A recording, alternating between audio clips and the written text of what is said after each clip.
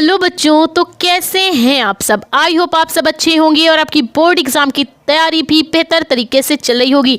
तो इस तैयारी को और भी ज़्यादा बेहतर बनाने के लिए हम लेके आए हैं एक बहुत ही इंपॉर्टेंट वीडियो। तो देख सकते हैं आप, क्लास 12 बायोलॉजी की आज हम 50 महत्वपूर्ण बहुविकल्पी क्वेश्चंस को देखने वाले हैं, जो कि हर साल बोर्ड एग्जाम में बार बार पूछे जाते हैं। ठीक है, तो इन क्वेश्चंस को हमने model paper, previous year paper और अनसॉल्व पेपर से छांट छांट के निकाले हैं। ठीक है, तो चलिए स्टार्ट करते हैं। तो पहला क्वेश्चन देखिए, निम्नलिखित में कौन सी वायु परागकण की विशेषता नहीं है। तो कौन सी ऐसी वायु होती जो परागकण की विशेषता नहीं होती, तो उसे हम असंक बीजांड कहते हैं। ठीक है, अगला क्वेश्चन देखिए, दात्र कोशिका अरक्ता ग्लूटामिक अम्ल के निम्नलिखित में से किस एमिनो अम्ल के प्रतिस्थापन से होता है। तो वो वैलिन नामक जो एमिनो अम्ल होता है, तो दात्र कोशिका अरक्ता ग्लूटामिक अम्ल वैलिन नामक एमिनो अम्ल के प्रतिस्थापन से होता है। विकल्प आप देखते चलना और इसके आंसर भी आप देखते चलना। ठीक है, ताकि आपका कोई भी विकल्प आ जाए तो आपको चूज करने में आसानी रहे। ठीक है, तो चलिए देखते हैं अगला क्वेश्चन। तो क्वेश्चन देखिए, प्रत्येक प्रतिरक्षी अणु में कितने पेप्टाइड बंध होते हैं। प्रत्येक प्रतिरक्षी अणु में कितने पेप्टाइड बंध होते हैं। तो किसी भी प्रत्येक प्रतिरक्षी अणु में 4 पेप्टाइड बंध होते हैं। ठीक है, 4 पेप्टाइड बॉन्ड होते हैं। अगला क्वेश्चन देखिए, बायोरिएक्टर में वृद्धि के लिए कायम रखने वाली अनुकूलतम परिस्थितियों में से निम्नलिखित में से कौन सी नहीं होनी चाहिए किसी भी बायोरिएक्टर की वृद्धि के लिए। तो उपयुक्त में से कोई भी ऐसी परिस्थिति नहीं है जो किसी बायोरिएक्टर की वृद्धि में कायम रखने वाली अनुकूलतम परिस्थितियों में से हो। ठीक है, अगला क्वेश्चन देखिए, बीजांड का वह स्थान, बीजांड का ऐसा कौन सा स्थान है जहां से बीजांड वृत्त जुड़ा रहता है। मोस्ट इंपॉर्टेंट क्वेश्चन है, आपके प्री बोर्ड एग्जाम में भी पूछा गया था। ठीक है, तो बीजांड का ऐसा स्थान जहां से बीजांड वृत्त जुड़ा होता है उसे क्या कहते हैं, नाभिका या हाइलम कहते हैं। ठीक है, अगला क्वेश्चन देखिए, द्विनिषेचन क्रिया क्या होती है। द्विनिषेचन क्रिया किसे कहते हैं। ठीक है, तो द्विनिषेचन की जो क्रिया होती है वो आवर्तबीजी पौधों में होती है। कहाँ होती है द्विनिषेचन की क्रिया, आवर्तबीजी पौधों में पाई जाती है। अगला क्वेश्चन देखिए, भ्रूणपोष की कोशिकाएं कैसी होती हैं। तो भ्रूणपोष की जो कोशिकाएं होती हैं वो त्रिगुणित होती हैं। ठीक है, अगला क्वेश्चन देखिए, सैल्विया, जो सैल्विया नामक पौधा होता है उसमें परागकण कैसा होता है। सैल्विया नामक जो पुष्प होता है उसमें परागकण कैसे होता है। तो सैल्विया पौधे में जो परागकण होता है वो कीटों के द्वारा होता है। कैसे होता है, कीटों के द्वारा सैल्विया में परागकण होता है। अगला क्वेश्चन देखिए, प्रतिमुखी कोशिकाएं वह होती है जो कि उपस्थित होती है। प्रतिमुखी कोशिकाएं कौन सी होती है और वो कहाँ उपस्थित होती है। ठीक है, तो जो प्रतिमुखी कोशिकाएं हैं वो निभागीय छोर पे उपस्थित होती हैं। ठीक है, अगला क्वेश्चन देखिए, टेम्पिटम परत का, टेम्पिटम परत का कार्य क्या होता है। तो टेम्पिटम परत का कार्य परागकणों को पोषण देना होता है। ठीक है, टेम्पिटम परत का कार्य परागकणों को पोषण देना टेम्पिटम परत का कार्य होता है। अगला क्वेश्चन देख लीजिए, आवर्तबीजी पौधों में, आवर्तबीजी पौधों में पुंकेसर क्या है। आवर्तबीजी पौधे में पुंकेसर क्या होता है, क्या वो मादा जननांग होता है या फिर नर जननांग।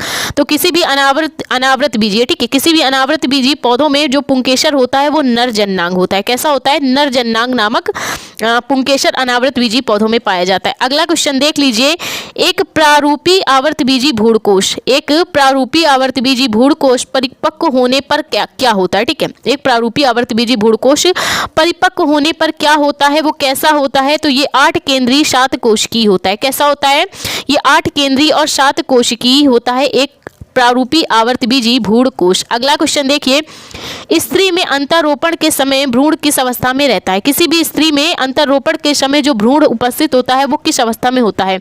तो किसी भी स्त्री में जो अंतरोपण के समय भ्रूण होता है वो ब्लास्टुला अवस्था में होता है। कैसा होता है, ब्लास्टुला अवस्था में होता है। अगला क्वेश्चन देखिए, एंड्रोजोन्स, एंड्रोजोन्स स्रावित होता है। एंड्रोजोन्स कहाँ स्रावित होता है।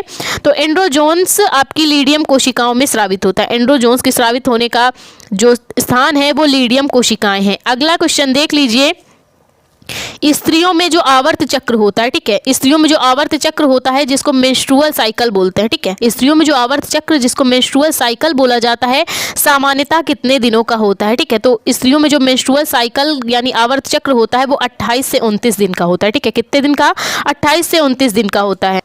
अगला क्वेश्चन देखिए, आनुवांशिकी जीव विज्ञान की वह शाखा है, आनुवांशिकी जीव विज्ञान की एक ऐसी शाखा है जिसके अंतर्गत किसका अध्ययन किया जाता है। ठीक है, तो आनुवांशिकी के अंतर्गत आनुवांशिकता एवं विभिन्नता का अध्ययन किया जाता है। ठीक है, अगला क्वेश्चन देखिए, वंशागति की आनुवांशिक इकाई क्या है। किसी भी वंशागति की आनुवांशिक इकाई क्या है, तो वंशागति की आनुवांशिक इकाई जीन है। ठीक है, अगला क्वेश्चन देखिए, श्वेत रुधिर कणिकाओं के अति उत्पादन के परिणाम स्वरूप क्या होता है। जब श्वेत रुधिर कणिकाओं का अति उत्पादन होता है किसी मनुष्य के अंदर तो क्या होता है, तो उसे ल्यूकीमिया नामक रोग हो जाता है। क्या हो जाता है, उसे ल्यूकीमिया नामक रोग हो जाता है। अगला क्वेश्चन देखिए, मंगोली जड़ता जो रोग होता है वो किसके कारण होता है। ठीक है, मंगोली जड़ता जो रोग होता है वो किसके कारण होता है। ठीक है, तो 21वीं जोड़ी के अलिंग सूत्रों की एकादि सूत्रता के कारण मंगोली जड़ता नामक रोग होता है। ठीक है, 21वीं जोड़ी के अलिंग सूत्रों की एकादि सूत्रता के कारण मंगोली जड़ता नामक रोग होता है। अगला क्वेश्चन देखिए,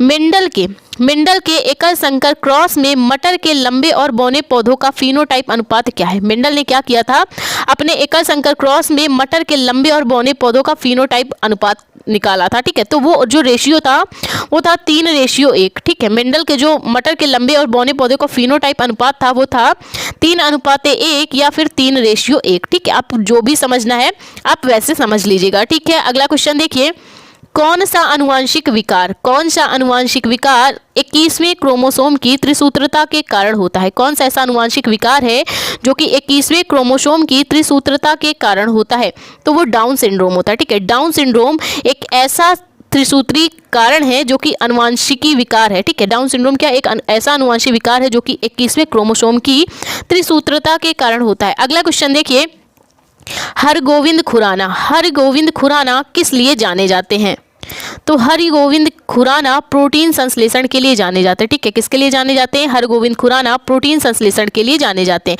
अगला क्वेश्चन देखिए, संदेशवाहक आरएनए का निर्माण कैसे होता है। जो संदेशवाहक आरएनए होता है उसका निर्माण कहाँ होता है, तो संदेशवाहक आरएनए का निर्माण केंद्रक में होता है। अगला क्वेश्चन देखिए, आरएनए अणु में थाइमीन का विस्थापन होता है। आरएनए अणु में जो थाइमीन का विस्थापन है वो किसके द्वारा होता है, तो आरएनए अणु में जो थाइमीन का विस्थापन है वो यूरेसिल द्वारा होता है। किसके द्वारा होता है, यूरेसिल के द्वारा आरएनए अणु में थाइमीन का विस्थापन होता है।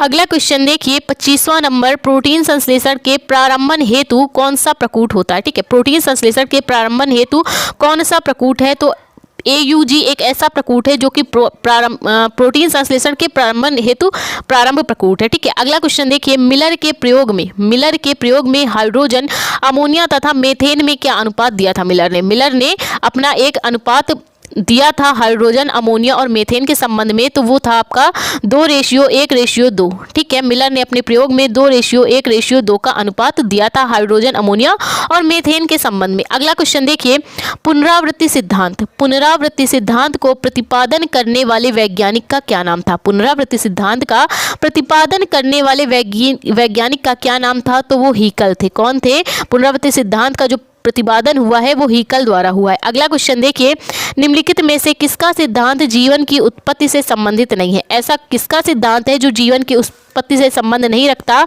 तो माल्थस ने एक ऐसा सिद्धांत दिया है जो कि जीवन की उत्पत्ति से संबंध नहीं रखता। अगला क्वेश्चन देखिए, प्राकृतिक चयन जिसको वर्ण बोला जाता है। ठीक है, प्राकृतिक चयन यानी वर्ण का सिद्धांत किसने प्रतिपादित किया, तो जो वर्ण का सिद्धांत है वो डार्विन ने किया है। किसका, प्राकृतिक चयन का सिद्धांत डार्विन ने प्रतिपादित किया है। तो चलिए देखते हैं अगला क्वेश्चन देखिए, डार्विन फिंचेज उदाहरण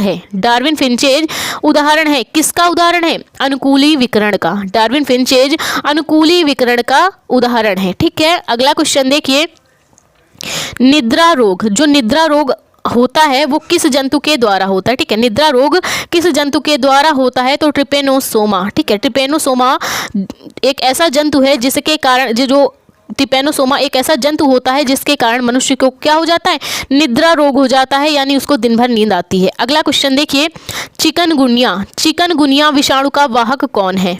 ठीक है। चिकनगुनिया विषाणु का वाहक कौन है? तो एडीज मच्छर। एडीज एक ऐसे मच्छर होते हैं जिसके कारण जो अगर काट ले एडीज मच्छर किसी को तो चिकनगुनिया नामक रोग हो जाता है। अगला क्वेश्चन देखिए, पीत ज्वर का वाहक कौन है? जो पीला ज्वर जिसको बोला जाता है उसका वाहक कौन है? किसके काटने से मनुष्य को पीत ज्वर हो जाता है? ठीक है, तो एडीज मच्छर। एडीज एक ऐसा मच्छर है जो मनुष्य को काट ले तो पीत ज्वर भी हो जाता है और चिकनगुनिया का भी वाहक होता है एडीज मच्छर। ठीक है, और अगला क्वेश्चन देखिए, एडीज एजिप्टिकाई। एडीज एजिप्टिकाई वाहक है। ठीक है, एडीज एजिप्टिकाई वाहक है डेंगू बुखार का। ठीक है, अगर बुखार के बारे में बात करें तो ये डेंगू बुखार का वाहक है, पीत ज्वर का वाहक है और चिकनगुनिया का भी वाहक है। ठीक है, एडीज एक ऐसा मच्छर जिससे जो डेंगू बुखार का वाहक है, पीत ज्वर का वाहक है और चिकनगुनिया का वाहक है। देख सकते हैं आप। ठीक है, अगला क्वेश्चन देख लीजिए, मोस्ट इंपॉर्टेंट क्वेश्चन है कि टीबी के टीके का नाम क्या है? जो टीबी नामक रोग है होता है मनुष्य को, उसके टीके का क्या नाम है? तो उसके टीके का नाम BCG है। क्या है? BCG एक ऐसा टीका है जो टीबी के रोगी को लगाया जाता है। अगला क्वेश्चन देखिए, अफीम से प्राप्त मार्फिन कौन सी होती है? ऐसी मार्फिन जो कि अफीम से प्राप्त होती है उसे हम क्या बोलते हैं? एल्केलाइड बोलते हैं। ठीक है, एल्केलाइड एक ऐसी मार्फिन है जो कि अफीम से पाई जाती है। डेंगू जिसको हड्डी तोड़ बुखार बोलते हैं, डेंगू जो हड्डी तोड़ बुखार का वाहक है उसके वाहक कौन है? किसको काटने से डेंगू बुखार होता है? तो एडीज मच्छर के काटने से। देखा आपने, पीत ज्वर चिकनगुनिया जो रोग होते हैं वो भी एडीज मच्छर के काटने से होते हैं। टाइफाइड के रोगजनक का क्या नाम है? ठीक है, टाइफाइड के जो रोगजनक का नाम है उसका नाम है साल्मोनेला। साल्मोनेला से टाइफाइड हो जाता है। अगला क्वेश्चन देखिए, पेनिसिलिन की खोज किसने की थी? ठीक है, पेनिसिलिन की खोज किसने की थी? तो पेनिसिलिन की खोज फ्लेमिंग ने की। किसने की? फ्लेमिंग नामक वैज्ञानिक ने पेनिसिलिन की खोज की। अगला क्वेश्चन देखिए, शर्करा से एल्कोहल का उत्पादन करने वाला कवक कौन है? शर्करा से एल्कोहल का उत्पादन करने वाला कवक कौन है? तो वो यीस्ट है। ठीक है, शक्कर से एल्कोहल जो बना लेता है उसे हम क्या कहते हैं? यीस्ट कहते हैं। अगला क्वेश्चन देखिए, बीटीजी विष। बीटीजी विष किस जीवाणु द्वारा उत्पादित होता है? बीटीजी विष किस विषाणु द्वारा उत्पादित होता है? तो ये बैसिलस thuringiensis के द्वारा होता है। ठीक है, बीटीजी विष बैसिलस thuringiensis जीवाणु के द्वारा उत्पादित होता है। ठीक है, अगला क्वेश्चन देखिए 42 नंबर, निम्नलिखित में से कौन सा एक जैव निम्नीकरण यानी जैव विघटित प्रदूषक है? कौन सा ऐसा प्रदूषक है जो कि जैव निम्नीकरण का कारण है? ठीक है, तो वो वाहित मल है। वाहित मल क्या है? जैव निम्नीकरण या जैव विघटित प्रदूषक है। अगला क्वेश्चन देखिए, अनुवांशिकता रूपांतरित पौधा कौन सा है? अनुवांशिकता रूपांतरित पौधा कौन सा है? तो बीटी कपास एक ऐसा पौधा है जो कि अनुवांशिकता को रूपांतरित करता है। अगला क्वेश्चन देखिए, डीएनए खंडों की पहचान हम कैसे करते हैं? ठीक है, डीएनए खंडों की पहचान हम कैसे करते हैं? तो सदर्न ब्लोटिंग से हम क्या करते हैं? डीएनए खंडों की पहचान करते हैं। ठीक है, अगला क्वेश्चन देखिए, जीनी अभियांत्रिकी। जीनी अभियांत्रिकी की नींव किस एंजाइम की खोज में पड़ी? ठीक है, जीनी अभियांत्रिकी की नींव किस एंजाइम के खोज में पड़ी है? तो प्रतिबंधन अंतः न्यूक्लियेज से क्या हुआ है? जीनी अभियांत्रिकी की नींव पड़ी है। ठीक है, अगला क्वेश्चन देख लीजिए, जेनेटिक इंजीनियरिंग। ठीक है, जेनेटिक इंजीनियरिंग का उपयोग कहाँ पे होता है? इंपॉर्टेंट क्वेश्चन है आपका। ठीक है, तो जेनेटिक इंजीनियरिंग का उपयोग उपरोक्त सभी में होता है, चाहे वो कृषि के क्षेत्र हो, परिजीवी के क्षेत्र में हो, चिकित्सा के क्षेत्र में हो, सभी में क्या होता है? जेनेटिक इंजीनियरिंग का उपयोग किया जाता है। अगला क्वेश्चन देख लीजिए, पौधों में अपतरणनाशी जीन कौन सा होता है? ठीक है, पौधों में अपतरणनाशी जीन कौन सा होता है? तो पौधों में अपतरणनाशी जीन GST होता है। कौन सा? GST नामक जो जीन होता है वो पौधों में अपतरणनाशी जीन होता है। अगला क्वेश्चन देखिए, बीटी टॉक्सिन। ठीक है, बीटी टॉक्सिन किस जीवाणु से बनता है? जो बीटी टॉक्सिन है वो किस जीवाणु के द्वारा बनता है? तो बैसिलस thuringiensis एक ऐसा जीवाणु है जिससे बीटी टॉक्सिन हो जाता है। ठीक है, अगला क्वेश्चन देखिए, पारिस्थितिकी तंत्र। पारिस्थितिकी तंत्र से संबंधित भारतीय वैज्ञानिक कौन है? ठीक है, पारिस्थितिकी तंत्र से संबंधित भारतीय वैज्ञानिक कौन है? तो आर मिश्रा एक ऐसे भारतीय वैज्ञानिक है जिन्होंने क्या किया था? पारिस्थितिकी तंत्र से संबंध रखा था। ठीक है, अगला क्वेश्चन देखते हैं। अगला हमारा क्वेश्चन है, पारिस्थितिकी तंत्र में ऊर्जा का प्रवाह कैसे होता है? ठीक है, किसी भी पारिस्थितिकी तंत्र में जो ऊर्जा का प्रवाह है वो कैसा होता है? तो पारिस्थितिकी तंत्र में जो ऊर्जा का प्रवाह होता है वो एक दिशीय होता है। कैसा होता है? पारिस्थितिकी तंत्र में ऊर्जा का प्रवाह एक दिशीय होता है। तो ये थे हमारे क्लास 12 बायोलॉजी 2024 के पूरी किताब के 50 सबसे ज़्यादा महत्वपूर्ण क्वेश्चन जो कि हर साल बोर्ड एग्जाम में पूछे जाते हैं। तो इन 50 क्वेश्चंस को अगर आपने तैयार कर लिया तो इससे बाहर आपका एक भी क्वेश्चन नहीं आएगा, ये तो गारंटी है। ठीक है, तो आई होप आपको सारे क्वेश्चन समझ में आए। वीडियो ज़रा सा भी अच्छा लगा हो तो वीडियो को लाइक और हमारे चैनल को सब्सक्राइब करें। Thank you for watching this video.